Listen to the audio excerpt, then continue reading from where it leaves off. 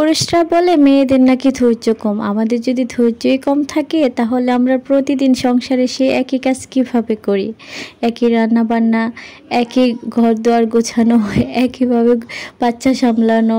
তো এগুলো তো ধৈর্যের ব্যাপার, প্রতিদিন একই কাজ। তো মেয়েদের ধৈর্য অবশ্যই আছে। পুরুষরা যারা বলে মেয়েদের ধৈর্য নয় তারা ভুল বলে। যাই হোক, আসসালামু আলাইকুম, কেমন আছো সবাই? আশা করছি সবাই অনেক বেশি ভালো আছো। তো তোমাদের সকলের দোয়ায় আমি আলহামদুলিল্লাহ ভালো আছি। তো এখন হচ্ছে দুপুরবেলা বলতে সকালে বাজার করা হয়েছিল, তো বাজার গোছানো হচ্ছে, গুছিয়ে তারপরে দুপুরে রান্না বান্নাও করা হবে। তো এখানে হাদিয়া তো আমাকে সবসময় জ্বালায় কাজ করার সময়, এটা ওর হ্যাবিট হয়ে গেছে। এমনিতে দেখা যায় আমার কাছে তত আসে না, কিন্তু যখনই কাজ করতে যাই তখনই তার আসার প্রয়োজন পড়ে। তো এই যে দেখতে পাচ্ছ লাল শাক, এটা লাল শাক না লাল ডাঁটা আমি জানি না, রান্না করার পরও লাল থাকে কিন্তু দেখা যায় হাত লাল হয় না। আমি ছোট সময় শুনছি লাল শাক দিয়ে খেলে, বা আমরাও যখন খাইতাম হাত লাল হয়ে যাইতো, ভাত লাল হয়ে যেত, কিন্তু এগুলো দেখা যায় খাওয়ার সময় লাল হয় না।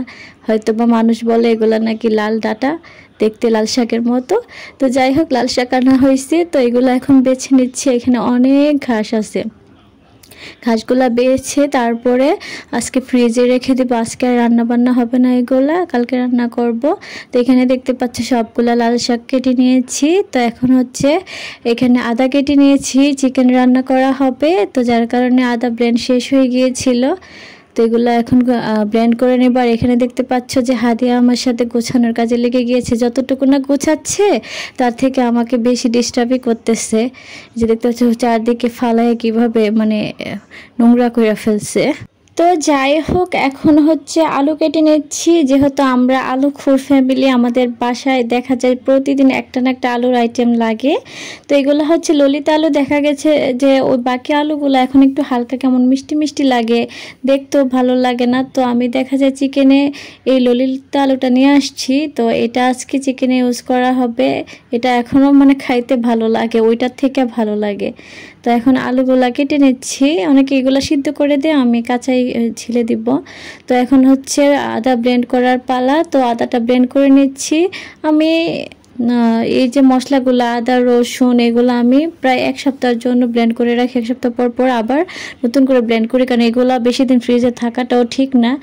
তো এখন রসুন আছে, গতকালকে মনে হয় রসুন ব্লেন্ড করছিলাম। তো এখন আদাটা ব্লেন্ড করে নিচ্ছি, তারপরে রান্না বান্না শুরু করা হবে। তো এখন কিচেনে চলে আসছে, এসে রান্না বান্না বসিয়ে দিলাম, যেহেতু অলরেডি অনেক সময় হয়ে গিয়েছে। যে আর যেদিন বাজার করা হয় সেদিন দেখা যায় যে রান্না বসাতে অনেকটা লেট হয়ে যায়। তো আমি একটা কড়াই বসিয়ে দিয়েছি, এখন একটু গরম হওয়ার পর তেল দিয়ে দিয়েছি, কারণ চিকেনটাকে হালকা একটু ভেজে নেব। যেহেতু এটা ব্রয়লার চিকেন, যদিও আমাদের বাসায় ব্রয়লার চিকেনটা কম খাওয়া হয়, তাও রুসাফির জন্য আনা লাগে। রুসাফি আবার হার্ড চিকেন যেটা বা দেশি চিকেন যেটা ওইটা খেতে চায় না, কিন্তু ওর ব্রয়লার চিকেনটা ওর প্রিয়। তো যাই হোক, এখন আলুগুলা ভেজে নিচ্ছি, আলুগুলা হালকাই ভাজবো, জাস্ট একটু সিদ্ধ হলে উঠিয়ে নেব। তারপর আলুগুলা ভেজে তারপরে আলুগুলার মধ্যে চিকেনটা দিয়ে দিব। আজকে একদম মানে তাড়াহুড়া রান্না বান্না, তো মানে যতটা তাড়াহুড়া করে তাড়াতাড়ি শেষ করা যায়।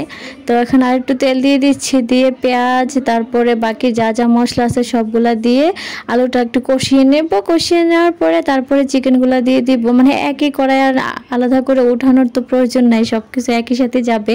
এর জন্য আমি আর আলুটাকে আগে থেকে সিদ্ধ করিনি, যার কারণে আমি কাঁচাই ছিলে তারপরে ইউজ করছি। যেহেতু আমি আলুটাকে একটু কষাবো, দেখতে পাচ্ছ একে একে আমি সবগুলা মশলা দিয়ে দিচ্ছি, দিয়ে একটু হালকা পানি দিয়ে তারপরে আলুটাকে কষিয়ে নেব। এখন আমি আলুটাকে কষিয়ে নিচ্ছি।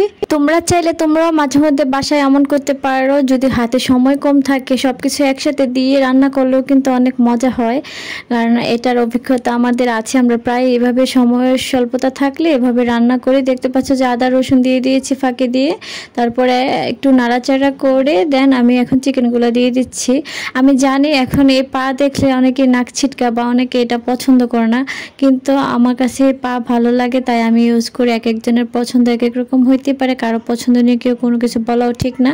যেমন আমি কারো পছন্দ অপছন্দ নিয়ে কখনোই কোনো কিছু বলি না। আমার যেটা ভালো লাগে আরেকজনের সেটা ভালো লাগবে না, বা আরেকজনের যেটা ভালো লাগে আমার সেটা ভালো লাগবে না, এটাই স্বাভাবিক। সবার পছন্দ তো আর লাইফে এক হয় না। সবাই যদি এক হইতো তাহলে তো সবার মন মানসিকতা একই হইতো। তো যাই হোক, এখন টমেটো দিয়ে দিচ্ছি কিছু।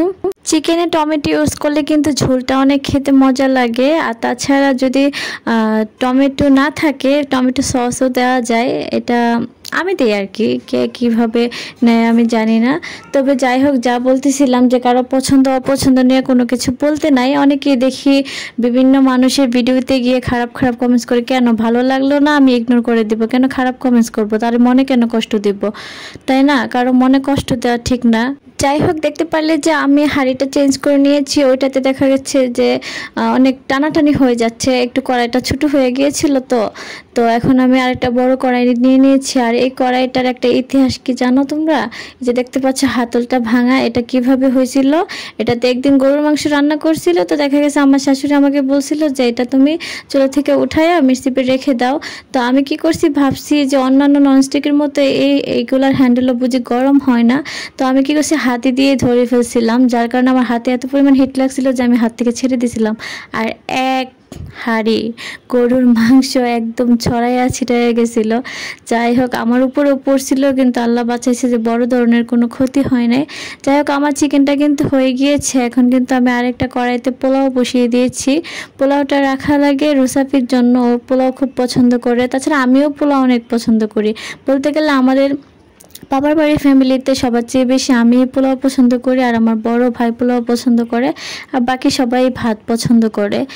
যাই হোক, পোলাওটা রান্না করে নিই। আজকে রান্না বান্না এতটুকুই। পোলাও কিন্তু আমি অনেক ভালোভাবেই রান্না করতে পারি, কারণ অনেকের পোলাও দেখা যায় যে কি হয়, হয় নরম হয়ে যায়, নয় অনেক বেশি শক্ত হয়ে যায়। আমি দেখা যায় কোনো সময় মেপে মেপে পানি দিই না, আমি একটা আন্দাজে পানি দিই, আর সেটাতে পোলাও অনেক সুন্দর হয়, মাশাআল্লাহ ঝরঝরা হয়।